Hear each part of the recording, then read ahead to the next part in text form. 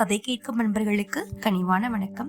இன்னைக்கு நம்ம பார்க்க போற கதை சிவபெருமான் பிட்டுக்காக மண் சுமந்த கதை. இந்த கதை சிவபெருமான் மதுரை மாநகர்ல 64 திருவிளையாடல்கள் நடத்தியதாக சொல்லப்படுது. அதுல ஒண்ணுதான் பிட்டுக்கு மண் சுமந்த படலம். இந்த கதையானது வைகை ஆற்றங்கரையில நடைபெற்றிருக்கு. அதாவது ஒரு சமயம் வைகை நதியில வெள்ளப்பெருக்கு ஏற்பட்டு கரை புரண்டு ஓடுது வெள்ளம். இதனால மதுரை நகரமே அழியிற நிலைக்கு வந்துருச்சு.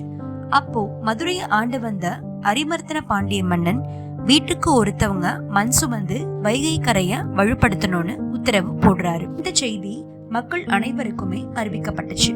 மதுரை நகரோட கிழக்கு திசையில வந்தி என்னும் ஒரு மூதாட்டி வசித்து வராங்க. அவங்களுக்கு குழந்தைகளே கிடையாது. முதுமையிலும் புட்டு விற்று பிழப்பு நடத்திட்டு வராங்க அந்த மூதாட்டி. தான் செய்யற முதல் புட்டை சுந்தரேஸ்வரருக்கு நைவேத்தியம் செய்துட்டு தான் அதை சிவனடியார் ஒருத்தங்களுக்கு பிரசாதமா கொடுத்துட்டு தான் அப்புறமேட்டு விற்க ஆரம்பிப்பாங்க. வைகை கரையை வலுப்படுத்த ஒவ்வொருவருக்கும் ஒரு பகுதி ஒதுக்கப்பட்டுச்சு. அதன்படி வந்திக்கும் கரையை அடைக்கிற பணியின் ஒரு பகுதி வழங்கப்பட்டுச்சு. குழந்தைகளே இல்லாததுனால இந்த பணிக்கு யார அனுப்புறதுன்னு வயசான காலத்துல தன்னாலும் கரையை அடைக்க முடியாதுன்னு ரொம்ப வருத்தப்பட்டாங்க வந்தி. இதை அறிந்த சுந்தரேஸ்வர பெருமாள், அதாவது நம்ம சிவபெருமான், மூதாட்டிக்கு உதவுறதுக்கு முடிவு செஞ்சாரு. அதன்படி உருவத்தை மாற்றி வந்திக்கு முன்னாடி வந்து நிக்கிறாரு நம்ம இறைவன். பாட்டி, கூலிக்கு நீ ஆள் தேடிட்டு அலையிறதா நான் கேள்விப்பட்டேன். நானே உனக்கு பதிலா வேலை செய்யறேன். கூலியா நீ அவிக்கிற புட்டை மட்டும் கொடுத்தா போதும் அப்படின்னு சொல்றாரு. வந்தியும் அதற்கு ஒத்துக்கிறாங்க. சிவபெருமான் தான் கொண்டு வந்த மண்வெட்டி கூடையோட அந்த கரைக்கு போய் வந்திக்காக ஒதுக்கப்பட்ட இடத்தை பாக்குறாரு.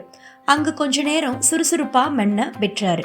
அதுக்கப்புறமேட்டு சரியாவே வேலை செய்யாம மண்ணை வெட்டுறது போல பாரமே தாங்க முடியாம ரொம்ப கஷ்டப்படுற மாதிரி கூடைய கீழே தவற விடுறது போலவும் நடிக்கிறாரு. சிறிது நேரத்திலேயே வந்தியோட வீட்டுக்கு போய், பாட்டி புட்டுக்குடு, கூலியில கழிச்சுக்கோன்னு சொல்லி வாங்கி சாப்பிடுறாரு. அப்புறமேட்டு அங்கிருந்த நீர்ல குதிச்சு விளையாடுறாரு. இவரு தண்ணியில குதிச்சுட்டு விளையாடுறத பார்த்துட்டு அங்க கூட வேலை பார்க்குற எல்லாருமே வேடிக்கை பார்த்துட்டு நிக்கிறாங்க.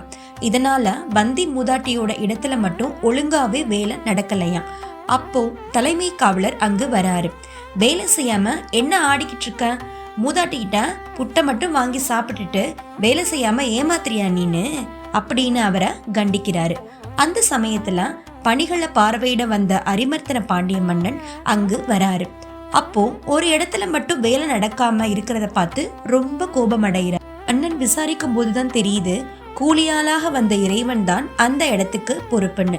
இதுக்கப்புறமேட்டு காவலர்கிட்ட இருந்த ஒரு பெரம்ப பிடுங்கி அவரோட முதுகுல ஓங்கி அடிச்சாரு மன்னன். ஆனா அடிப்பட்ட இறைவனுக்கு பதிலா மன்னன் அலறி துடிக்கிறான். மன்னன் மட்டும் இல்ல, அங்க நின்னவங்க எல்லாருமே அலறாங்க. அப்புறமேட்டு இறைவன் ஒரு கூட மண்ணை கரையில கொட்டுறாரு. உடனே கரை புரண்டு ஓடிய வெள்ளம் அப்படியே பற்றிருச்சு. தான் அடிச்ச பெரம்படி தன் மீது மட்டும் இல்லாம தன்னை சுற்றி நின்றவர்கள் மீதும் விழுந்தது கண்டு ரொம்ப அதிசயமா பார்த்தா அரிமர்த்தன பாண்டிய மன்னன். அந்த வேளையில கூலியாளா வந்த இறைவன் மறைஞ்சிட்டாரு. அப்போதான் கூலியாளா வந்தது சிவன்றதையே மன்னனும் மக்களும் உணர்ந்தாங்களாம். அப்புறமேட்டு வானுல தோன்றிய இறைவன் வந்தி மூதாட்டிக்கு அருள் புரிஞ்சு அவளை வானுலகத்துக்கு அழைச்சிட்டு போனாராம். இந்த கதை உங்களுக்கு பிடிச்சிருந்துச்சுன்னா லைக் பண்ணுங்க, ஷேர் பண்ணுங்க, கமெண்ட் பண்ணுங்க. அப்படியே நம்ம சேனலை சப்ஸ்கிரைப் பண்ணுங்க. நன்றி, வணக்கம்.